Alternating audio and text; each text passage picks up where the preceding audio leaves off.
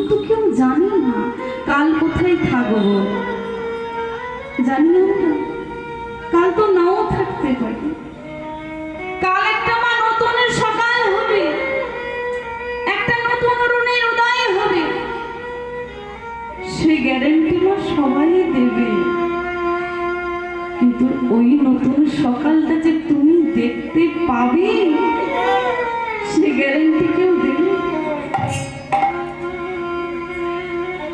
বহু ভাগ্যের ফলে মা এই হরিবাসরে বসার সুযোগ পেয়েছি। তাই মা যতক্ষণ আমরা থাকবো এক মন প্রাণ দিয়ে আমরা লীলাটি আস্বাদন করব।